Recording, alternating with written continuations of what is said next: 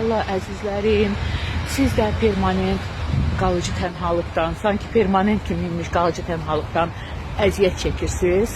O zaman məni yaxşı-yaxşı dinləyin. Amma ilk öncə, əzizlərim, ilk olaraq neyinirsiniz? Harda məni gördünüz, takibə alırsınız. Bu videonu harda gördünüz? Ümumiyyətlə məni harda gördünüz? Xüsusilə bu videonu harda gördünüz? Məni takibə alırsınız, izləməyə alırsınız, abunəçi olursunuz. Məni motivləşdirmək üçün, sizlərə qəşəng-qəşəng videolar çəkmək üçün nə edirsiniz? Çoxlu layıqlar və motivləşdirici yorum, şərh, komment yazırsınız. Mütləq olaraq bütün postlarıma və storylərimə fərqi yoxdur. Bu və digər videomu hansı sosial mediada?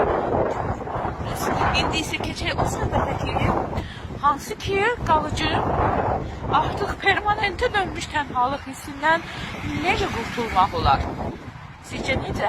Yox, mən sizə standart ikinci yarınızı tapın, özünüzə dostlar qazanın, nə bilim, iç saxlayın, bir şey saxlayın deyərək məsləhət verməyəcəm. Tənhalıq hissindən qurtarmaq üçün istər həyatlı tənhasısı, istər yox, yəni ki, dostlu rəfiqədir, ikinci yardınızdır. O, hər zaman mənim rəhmətlik Seyran müəllimə, ədəbiyyat müəllimim demişkən, Mıxməmməd kimi mıxlanıb sizin yanınızda qalmayacaq ki. Yəni ki, hər kəsin öz şəxsi həyatı olur, hər kəsin bir-birindən ayrı qalma ehtimalı olur, işi, gücü, obursu, bubursu olur. Yəni ki, o demək deyil, cütlüklər yaxşı qalmalıdır və yaxud rəfiqələr dostlar bir-birindən mıxlanmalıdırlar. Əlbəttə ki, yox. Yəni ki, tənhalıq hissi olan adam həmin hallarda permanent olaraq, qalıcı olaraq özünü tənha hiss edir. Ona görə nə etmək lazımdır? Yaxşı bilir. Asan və sadə bir iş. Özünüzlə zaman keçirtməyi, özünüzlə əylənməyi, özünüzlə xoş dəqiqələr, xoş saatlar keçirməyi öyrənin. Bəli. Şəxsən mən özümlə zaman keçirməkdən həzz ala bilərəm.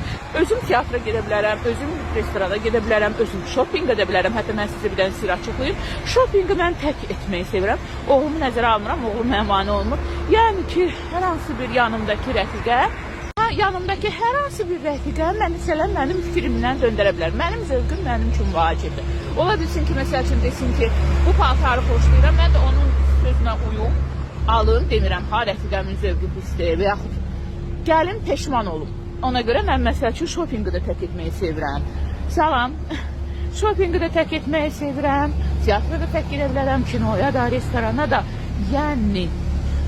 Amma bəzi insanlar var, bunu edə bilmir. Bunun üçün nə etmək lazımdır? Yavaş-yavaş məşq etmək, treninqlər keçmək lazımdır. Sadəcə yavaş-yavaş. Məsələn, gündə 1 saat özünüzə vaxt ayırın, özünüzlə keçirtməyə başlayın. Telefondan, hər şeydən kənar, nə istəsiniz eləyə bilərsiniz.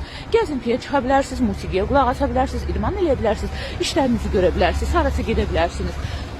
Ən gözəlidir gəzintidir, meditasiya edə bilərsiniz. Nə istəyirsinizsə, nə xoşunuz gəlirsə, yəni ki, hərənin bir maraq dairəsi olur.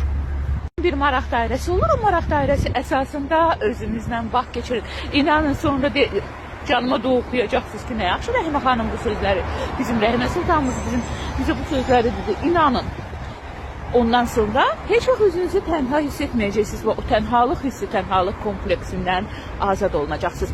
Əgər sizə faydalı oldusa, bəylər və xanımlar, əzizlərim, öz yaxınlarınıza bu videonu göndərin və kimdəki bunu hiss etmişsiniz, mütləq olaraq göndərin və məni motivləşdirin ki, mən sizə sosial medialarımda daha gözəl və sizə daha faydalı olan paylaşımlar edim, sizləri sevirəm, tənhalıqdan uzaq olun.